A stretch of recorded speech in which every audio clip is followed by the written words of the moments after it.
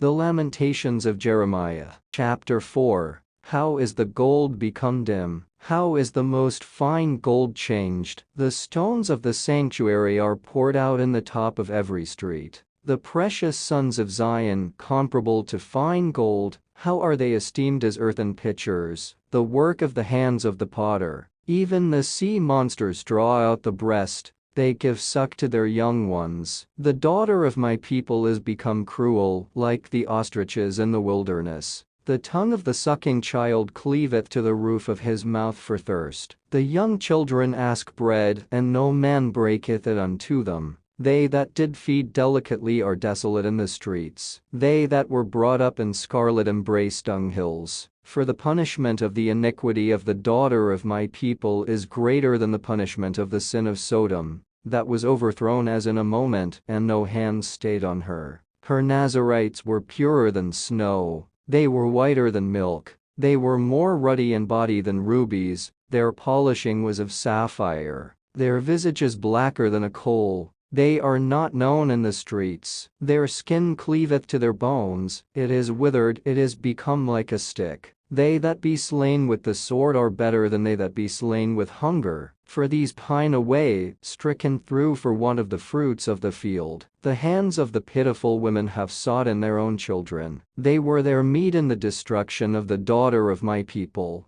The Lord hath accomplished his fury, he hath poured out his fierce anger, and hath kindled a fire in Zion, and it hath devoured the foundations thereof. The kings of the earth and all the inhabitants of the world would not have believed that the adversary and the enemy should have entered into the gates of Jerusalem, for the sins of her prophets, and the iniquities of her priests, that have shed the blood of the just in the midst of her. They have wandered as blind men in the streets, they have polluted themselves with blood, so that men could not touch their garments. They cried unto them, Depart ye, it is unclean, depart, depart, touch not. When they fled away and wandered, they said among the heathen, They shall no more sojourn there. The anger of the Lord hath divided them, he will no more regard them. They respected not the persons of the priests, they favored not the elders. As for us, our eyes as yet failed for our vain help. In our watching we have watched for a nation that could not save us. They hunt our steps, that we cannot go in our streets. Our end is near, our days are fulfilled, for our end is come.